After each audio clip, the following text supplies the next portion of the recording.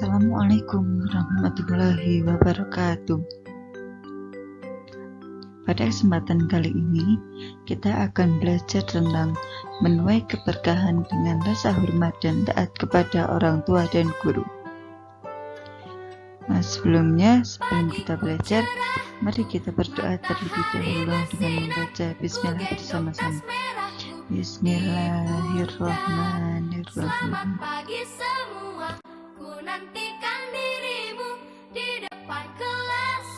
Seorang anak wajib menaati kedua orang tuanya.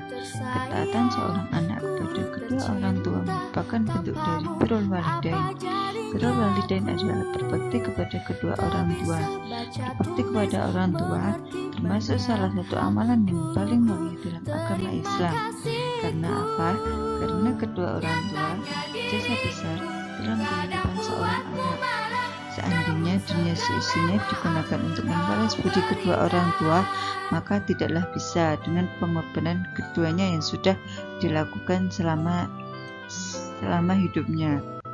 Sudah seharusnya pula seorang anak menghormati, menghargai, menyayangi, dan menaati kedua orang tuanya. Jika ini dilakukan, maka pasti akan memperoleh keberkahan dalam hidupnya.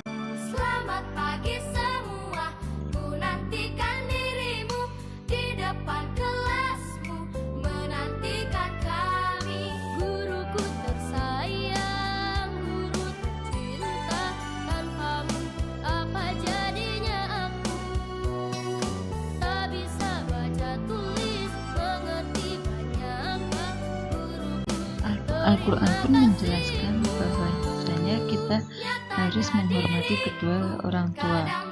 Itu terdapat di dalam Quran surat Al-Isra ayat 23-24 yang berbunyi Bismillahirrahmanirrahim. Wa qadha rabbuka alla ta'budu illa iyyahu wa bil walidayni ihsana imma yablughanna indaka al-kibara ahaduhuma aw kilahuma fala taqul lahumā uffin wa la tanharhumā wa qul lahum qawlan karīmā wahfid lahumā janāha dhulli minar rahmati wa qul rabbirhamhumā kamā rabbayani shaghīra. Yang berarti, dan Tuhanmu telah memerintahkan supaya kamu jangan menyembah selain Dia, dan hendaklah kamu berbuat baik pada ibu bapak dan sebaliknya, dan rendahkanlah dirimu terhadap mereka berdua dengan penuh kasih sayang, dan ucapkanlah, wahai Tuhanku, kasihilah mereka keduanya sebagaimana mereka berdua telah mendidik aku sewaktu kecil.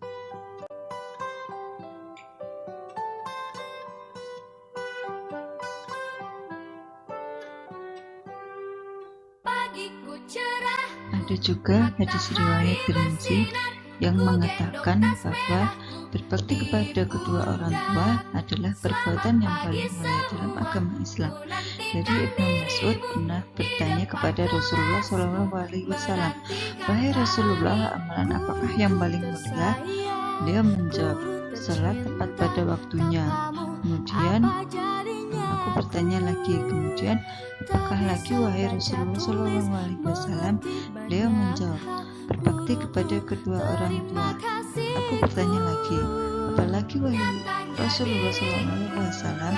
Beliau menjawab, kemudian berjihadlah di jalan Allah.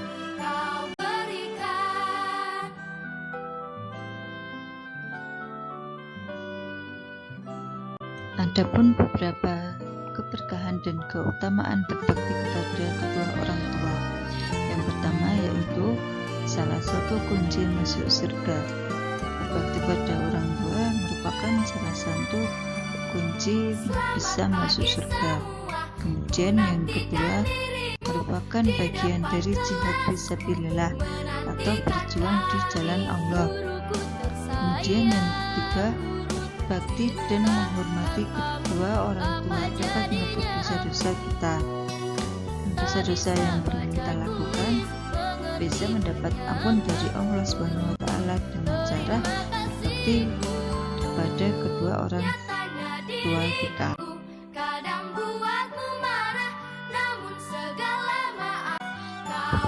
berikutnya ada hormat dan patuh kepada guru. Sebagaimana wajib hukumnya mematuhi kedua orang tua, patuh kepada guru hukumnya wajib pula selama itu tidak bertentangan dengan syariat agama Islam. Guru adalah orang tua kedua setelah orang tua kandung atau orang tua asuh. Guru telah berjasa besar dalam mendidik dan mengajari berbagai ilmu pengetahuan serta menanamkan akhlak mulia. Menghormati, menyayangi, serta memuliakan guru merupakan perilaku bentuk berpuji yang harus dilakukan. Rasulullah Shallallahu Alaihi Wasallam memerintahkan umat Islam untuk saling menghormati dan menaati guru. Hal ini disebabkan guru adalah pewaris ilmu dan menjadi salah satu jalan menuju keberkahan ilmu. Ilmu yang berkah adalah ilmu yang dimanfaatkan dan diamalkan dalam kehidupan sehari-hari.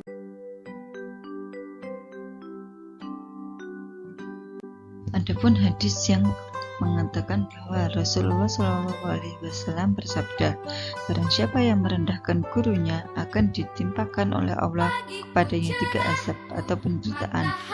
Yang pertama, disempitkan rezekinya, hilang manfaat ilmunya, keluar dari dunia ini tanpa iman. Hadis riwayat Al-Baihaqi.